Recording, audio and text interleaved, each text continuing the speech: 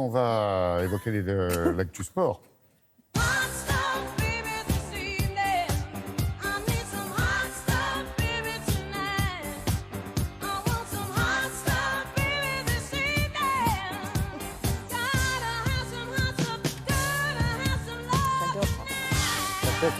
C'est son époque. Ça vous dérange pas si je pose une question Non, allez-y. à Grégoire? Comment ça va déjà? Bonjour, très bien, merci. Bien. Nos épéistes et fleurettistes, nos escrimeurs français portent bien. Bah ouais, Très bien même. Ils peuvent rigoler. Oui, ça se passe, c'est l'Euro, ça se passe en Allemagne, Ouais. à Düsseldorf. Et encore des médailles. Voilà, les 6 et 7e exactement, et la 2e en or. On regarde ce qui s'est passé. Regardez cette belle brochette de garçons de l'or par équipe.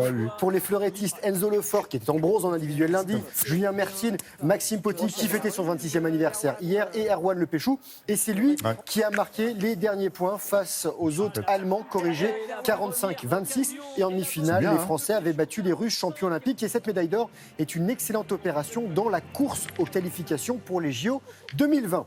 Une autre médaille française hier, du bronze en sabre pour Manon Brunet, Cécilia Berder, Charlotte Lambach et Caroline Keroli. Les Françaises qui sont championnes du monde en titre pour monter sur le podium, elles ont battu les Italiennes 45-42. Un petit peu de basket. Oui, ça va faire plaisir à Nathalie.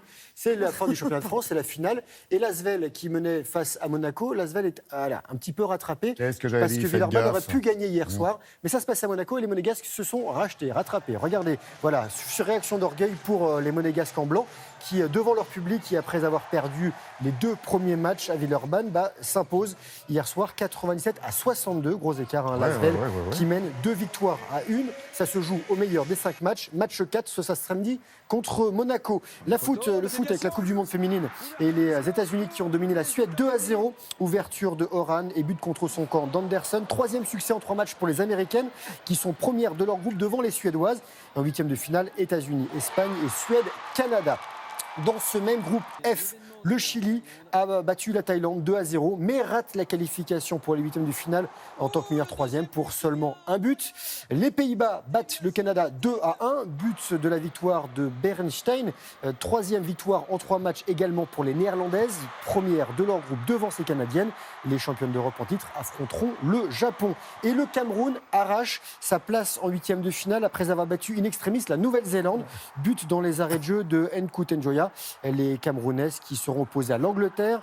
Et dimanche, en 8e de finale, la France affrontera le Brésil. Voilà, ce sera au Havre. C'est bientôt, Wimbledon? Oui, c'est dans une dizaine de jours. D'accord. Ça se prépare, et du bien et du moins bien pour les Français. On va commencer par le moins bien en Allemagne avec Jo-Wilfried Tsonga. Il était opposé quand même à Roger Federer. Voilà, c'est le duel.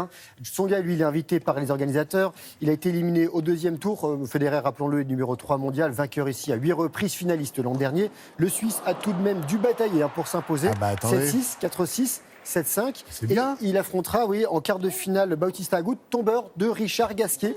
Défaite du Français en 1h03, 6-1, 6-4. Direction l'Angleterre, le Queen's, autre duel franco-suisse qui a tourné en faveur cette fois-ci du représentant tricolore, Nicolas Mahut, qui s'est qualifié pour les quarts de finale en dominant Stan Wawrinka. 3-6, 7-5, 7-6.